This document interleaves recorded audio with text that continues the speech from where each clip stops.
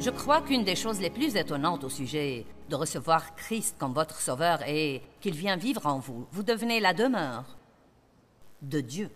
Je crois que nous devons être bien plus étonnés de beaucoup de choses et je crois que si nous restions plus étonnés, nous ne serions jamais à court d'espoir. Pensez-y, vous êtes la demeure de Dieu. Dieu vit en vous. J'allais à l'église depuis beaucoup d'années et je ne savais pas ça et pour moi c'est très triste. J'allais à l'église, je servais à l'église, mon mari était ancien à l'église et je n'ai jamais su que Christ vivait en moi. J'avais toujours l'impression que j'essayais de saisir quelque chose et je me rappelle un matin, après que Dieu ait touché ma vie en 1976 et qu'il m'ait donné une grande faim pour la parole et j'avais commencé à étudier la parole et je crois que je donnais une petite étude de Bible à la maison à ce moment-là.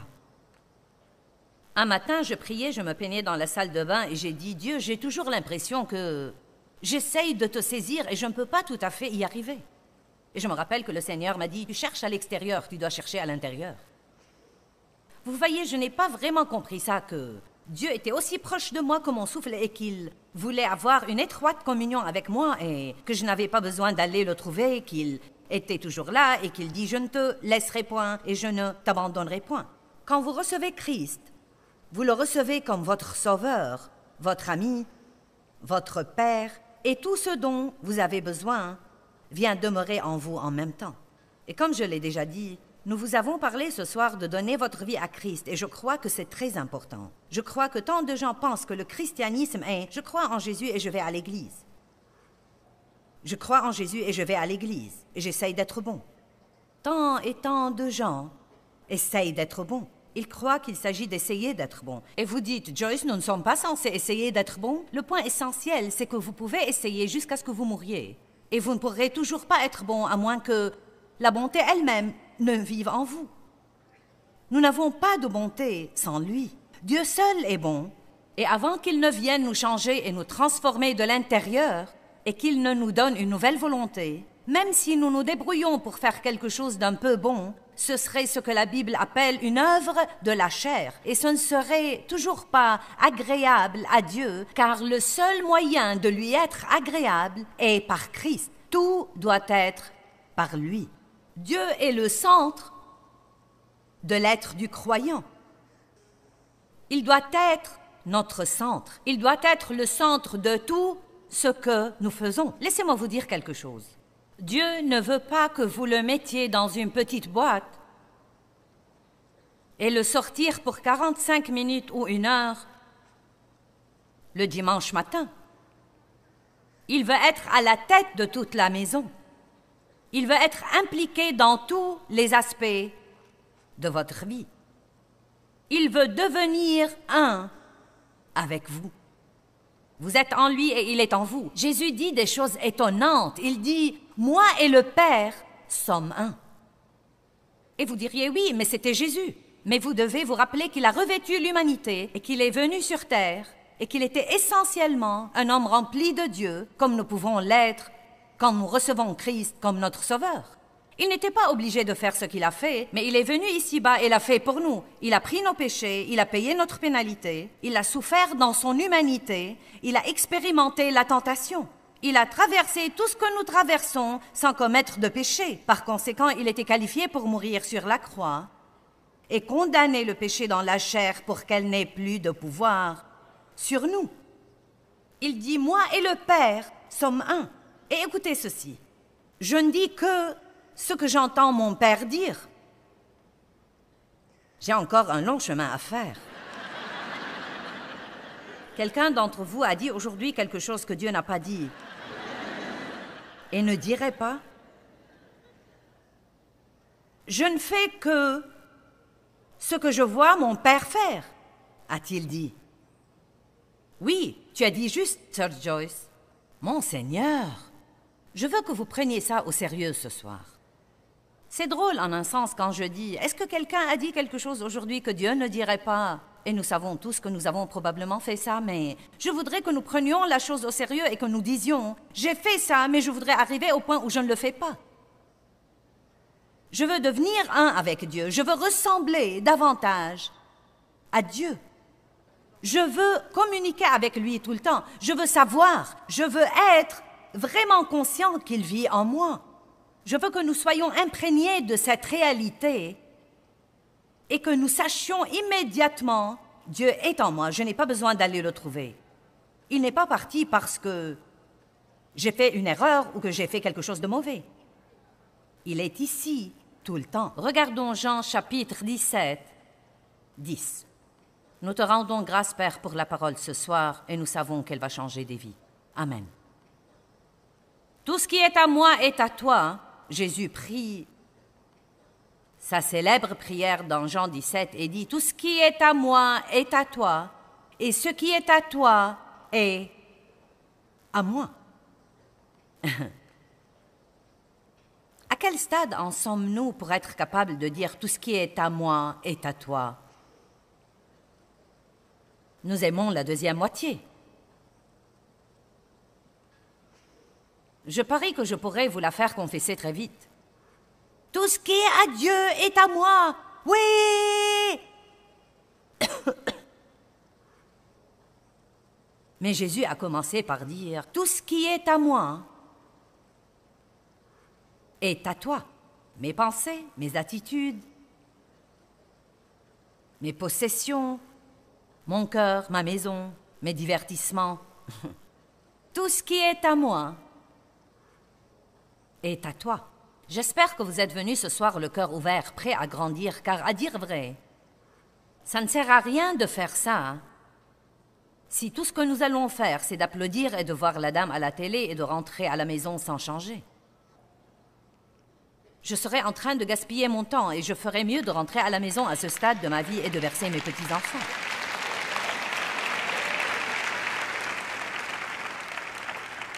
Je ne veux pas être à mi-chemin entre où j'étais et où je devrais être. Je veux faire tout le chemin avec Dieu. Je crois qu'il va y avoir une onction ici ce soir pour que vous preniez la décision de faire tout le chemin avec Dieu. Tout ce qui est à moi est à toi. Wow! Et tout ce qui est à toi est à moi. Jean chapitre 16, verset 15. Jésus a dit, tout ce que le Père a est à moi. C'est pourquoi j'ai dit qu'il, l'Esprit, prend de ce qui est à moi et qu'il vous l'annoncera, le déclarera, le révélera et le transmettra. Maintenant, notre relation avec le Saint-Esprit est très, très, très, très, très importante. Parce que Jésus dit à ses disciples, dans un autre verset, « Il vous est avantageux que je m'en aille, car si je ne m'en vais pas, le Saint-Esprit ne viendra pas. » Comment pourrait-ce être avantageux à quelqu'un de ne pas avoir Jésus là avec lui? Parce qu'il ne peut être à un moment donné que dans un seul endroit, mais le Saint-Esprit peut être partout, tout le temps. Il peut aider chacun de nous exactement selon le besoin, où que nous soyons partout dans le monde, à n'importe quelle heure du jour ou de la nuit.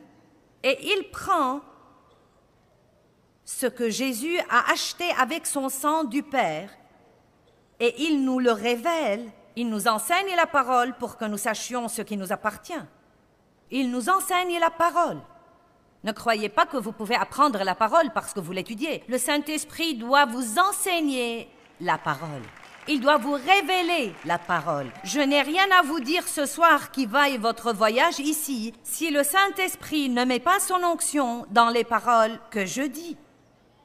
Et nous devons toujours demander à Dieu, « Saint-Esprit, enseigne-moi. » Avant d'aller à n'importe quel service, avant de lire la Bible, avant de lire un livre, apprenons à nous humilier d'une façon plus profonde et arrêtons de croire que nous allons le comprendre de nous-mêmes. Il dit, il vous est avantageux que je m'en aille, car à ce moment-là, le Saint-Esprit viendra. Et si nous regardons Jean chapitre 16, à partir du verset 7, je voudrais vous lire quelques versets que nous mettrons sur l'écran. Jésus dit, « Cependant, je ne vous dis que la vérité quand je dis qu'il vous est profitable, bon, opportun, avantageux que je m'en aille. Car si je ne m'en vais pas, le Consolateur, le Conseiller, le Consolateur, l'Avocat, l'intercesseur, le fortifiant, qui se tient prêt, j'aime qui se tient prêt. Il se tient prêt. As-tu besoin de moi? As-tu besoin de moi? L'une des prières les plus saintes que nous puissions prier est « Au secours !» Aide-moi, Seigneur, aide-moi, aide-moi, aide-moi au secours. Vous pourriez dire ça 100 fois par jour. Aide-moi, Seigneur, aide-moi. Aide-moi à passer la journée avec joie. Aide-moi à nettoyer ma maison, à tondre la pelouse. Aide-moi à conduire dans le trafic. Aide-moi à ne pas blesser mes enfants. Aide-moi, aide-moi, aide-moi. Aide-moi à venir à bout de tout ce que je traverse en ce moment. Aide-moi. Apprenez à dire aide-moi. Si vous ne dites pas beaucoup aide-moi, c'est qu'il y a beaucoup de choses que vous ne savez pas. Vous croyez toujours que vous pouvez être indépendant et faire les choses tout seul. Aide-moi, aide-moi, Seigneur, aide-moi, aide-moi, aide-moi. Et soyez sincères là-dessus, et il vous aidera. L'intercesseur, il ne viendra pas vers vous, a dit Jésus, si je ne m'en vais pas, le Saint-Esprit ne peut pas venir. Et je veux qu'il vienne pour être en communion étroite avec vous. Mais si je m'en vais, je vous l'enverrai pour être en communion étroite avec vous. Vous n'aimez pas la partie de l'étroite communion, vraiment? Étroite communion. Vous voyez, pendant toutes les années où j'étais bigote, j'allais à l'église et j'essayais d'être bonne et j'essayais de bien me comporter et j'essayais de respecter le règlement. Et je croyais sincèrement que j'étais sauvée parce que je croyais vraiment que Jésus était mon sauveur. Je croyais vraiment qu'il est mort sur la croix pour moi. Je comprenais le message du salut par la grâce, mais je ne comprenais pas ce truc de Dieu qui vit en nous. Je ne comprenais pas qu'il vivait en moi. Je ne comprenais pas tout ce que Dieu voulait être pour moi tous les jours. Je ne comprenais pas qu'il voulait être impliqué dans tous les aspects de ma vie. Je croyais que Dieu était pour les cas d'urgence, mais je ne savais pas que j'étais un cas d'urgence tout le temps. Je ne m'en étais pas encore rendu compte. Combien d'entre vous savez que vous vivez dans la salle des urgences de la vie? Vous êtes dans le service des soins intensifs tout le temps. Alléluia. Si vous n'avez jamais lu de très bons livres sur le Saint-Esprit, sur le ministère du Saint-Esprit, étudiez la Bible sur le Saint-Esprit et lisez tout ce que vous pouvez trouver sur le Saint-Esprit. J'ai un livre que j'ai écrit intitulé « L'intimité avec Dieu ». Vous pouvez être aussi proche de Dieu que vous le voudrez. Je ne sais même pas si nous l'avons avec nous. Je l'ai écrit il y a quelque temps, mais vous pouvez le prendre de nous si vous le voulez. Si vous ne voulez pas mon livre, prenez le livre de quelqu'un d'autre. J'ai lu de nombreux livres sur le Saint-Esprit. Vous devez faire ça de façon régulière pour que vous compreniez cette merveilleuse puissance, cette onction, cette force, l'aide, le réconfort, le conseil qui est avec vous tout le temps. Vous n'avez pas besoin d'aller le trouver, il est avec vous tout le temps. Dieu vit en vous. Qu'y a-t-il pour être déprimé? Dieu vit en vous. Oui, nous avons des problèmes, mais mon Dieu, la solution à nos problèmes vit en nous. Combien d'entre vous sont d'accord sur le fait que si nous gardions ça dans nos pensées un peu plus, nous ne serions pas si inquiétés par tous nos petits problèmes minables? Verset 8. Et quand il sera venu, il convaincra le monde et lui apportera la démonstration en matière de péché et de justice, droiture du cœur et la justification devant Dieu. Soyez toujours, quand le Saint-Esprit vous convainc de péché, soyez-en toujours reconnaissants. Mon Dieu, je me rappelle toutes les années où je péchais sans même savoir que je péchais. J'étais si insensible. Je pouvais être méchante envers les autres sans même savoir que j'étais méchante. Mais maintenant, je ne peux pas faire ça. Si je suis un peu sévère ou un peu impolie avec quelqu'un, non mais je suis convaincue. Et ensuite, je pensais, oh Dieu, encore une chose qui ne va pas chez moi. Mais maintenant, je dis, oh merci Dieu pour ne pas m'avoir laissé tranquille. Soyez contents quand vous recevez la conviction du Saint-Esprit, car vous savez ce que cela veut vraiment dire?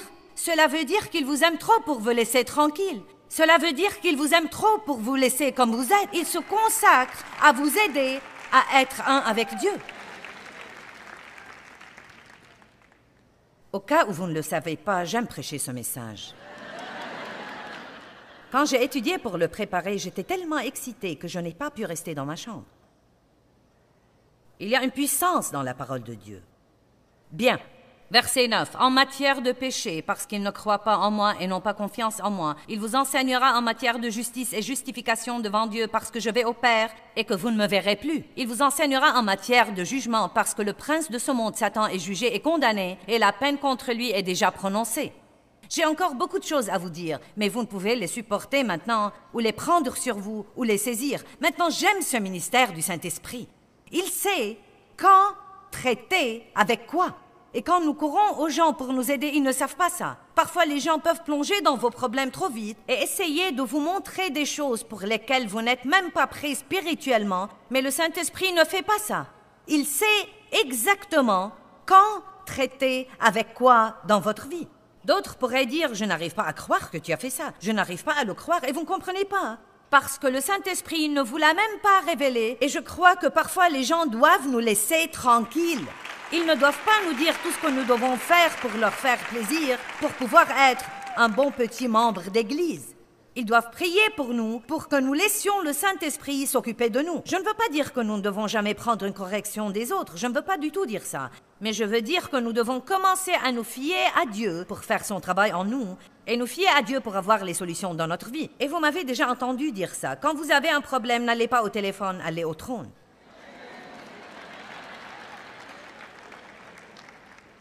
N'allez pas demander ce que vous devriez faire à une bande de gens qui ne savent même pas ce qu'ils font. Vivez assez longtemps et vous comprendrez ça. Même lire des livres est parfois intéressant, vous savez, car vous pouvez lire un livre qui dit une chose et un livre qui dit autre chose, et ensuite vous êtes comme... Lundi, soyons tous pauvres, l'autre dit, soyons tous riches, lundi, faisons ceci, faisons cela, jeudi... Ouf! Dieu, pourquoi tu ne me dis pas ce que tu en penses?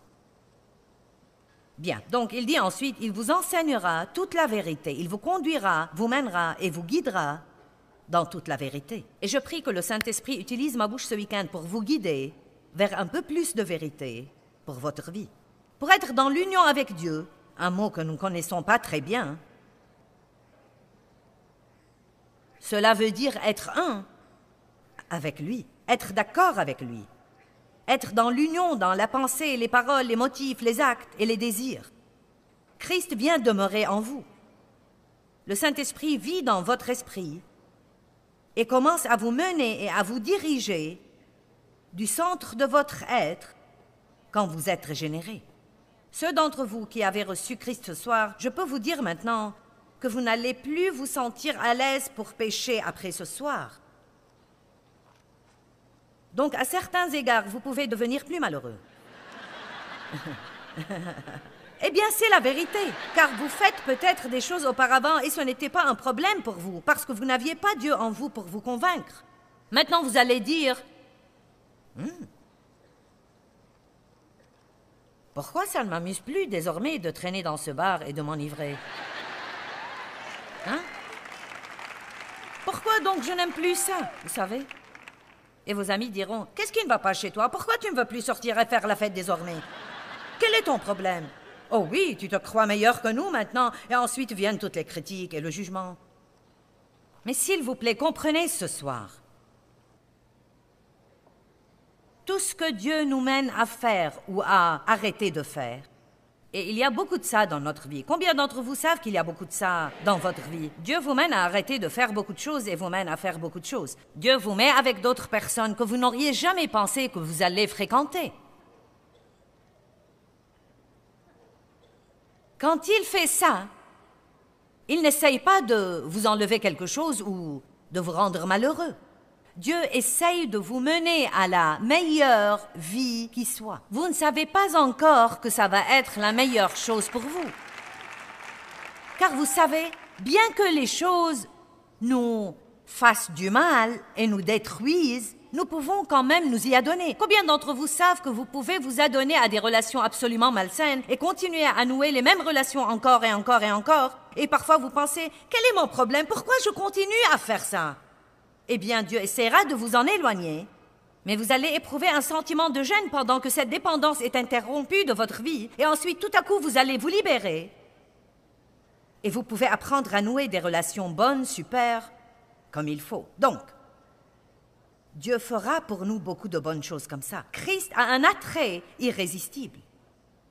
Il vous attire à lui de plus en plus puissamment. Si vous pouvez imaginer pour un instant que vous êtes avant tout un esprit, c'est la partie de vous que vous ne pouvez pas voir. Et personne n'a pu le voir, mais nous savons qu'il est là. Et il est quelque part là-dedans. Et là-haut. Votre homme spirituel. Donc nous avons une âme. Et notre âme est comme une deuxième couche de notre être. Et ensuite, il y a cette chair, ce corps que nous voyons. Nous sommes esprit, âme et corps. Maintenant, l'esprit est la partie la plus importante de nous. L'esprit et l'âme sont les parties de nous qui vont vivre pour toujours. Le Saint-Esprit passe son temps avec nous, à nous aider à amener notre âme à s'accorder avec notre esprit. Notre corps va revenir aux cendres et à la poussière et vous allez avoir un nouveau corps glorifié. Occupez-vous-en parce qu'il est la demeure où vit Dieu. Vous ne pouvez pas rester sur terre sans lui. Vous devez donc le respecter. Vous devez vous en occuper. Votre corps est le temple du Saint-Esprit. Mais nous vivons à contresens et à l'envers. Nous nous occupons trop de notre corps physique. Laissez-moi dire un mot. Je crois que je devrais m'adresser aux dames, car beaucoup d'hommes ne sont probablement pas comme ça. Mais si vous passiez autant de temps pour vous préparer spirituellement tous les jours que vous le passez pour vous maquiller, pour mettre les boucles d'oreilles, les bijoux, arranger vos cheveux, changer vos vêtements 12 fois. Maintenant, je dis la vérité. N'est-ce pas que je dis la vérité? Si vous passiez, mettons qu'il vous faut 1 heure chaque matin pour vous préparer, pour laver vos cheveux, pour vous coiffer, vous maquiller, mettre toutes les lotions, les crèmes, vous savez, sortir les vêtements, faire que tout soit assorti. Non, ces chaussures ne marchent pas. Peut-être que vous n'êtes pas comme ça. Vous vous levez, vous enfilez quelque chose et partez, mais je ne suis pas comme ça. Et il me faut un certain temps pour avoir l'air comme ça. Faites-moi confiance. Un certain temps. Maintenant, si je passe 7 heures pour essayer d'être comme ça, mais que je ne passe aucun temps ou 5 minutes avec Dieu et que je lance une prière désespérée au ciel, ce ne serait pas difficile de comprendre pourquoi je me sentirais vide et malheureuse, et vous savez, insatisfaite et mécontente. Je serais peut-être mignonne, mais je ne serais pas heureuse. Allez.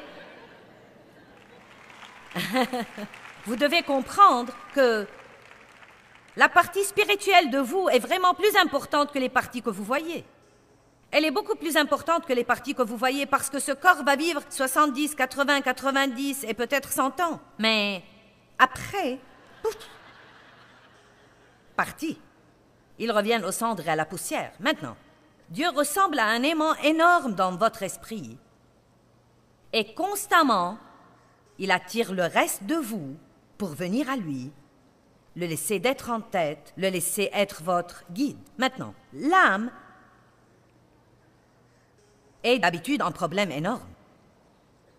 Votre esprit vous parle de Dieu. C'est là où vous communiquez avec Dieu, là où vous recevez des révélations, là où est votre conscience.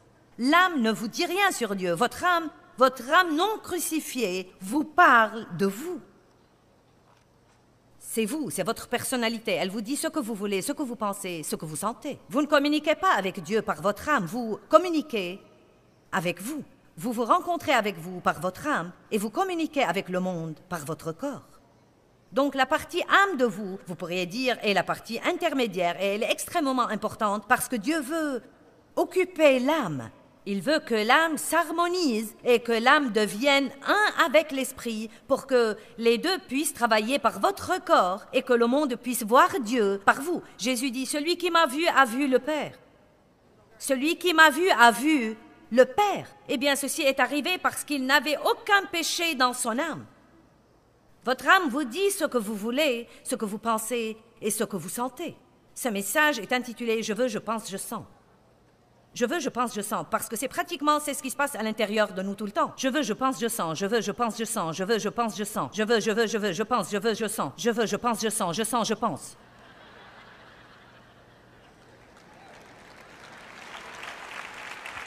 Non mais n'est-ce pas vrai? Nous disons à Dieu ce que nous voulons, nous pensons et nous sentons. Au lieu de dire « Dieu, montre-moi ce que tu veux. Apprends-moi à penser comme toi et aide-moi à sentir ce que tu sens. » Mais non, nous disons à Dieu, eh bien, je pense, je veux, je sens, je veux, je crois, je sens, je veux, je pense, je sens. Nous disons à tout le monde ce que nous pensons. Nous disons à tout le monde ce que nous sentons. Eh bien, rappelez-vous que tout ce que Jésus a reçu par son obéissance à Dieu est à nous, mais que nous devons grandir en Christ pour le recevoir. La maturité spirituelle est très importante.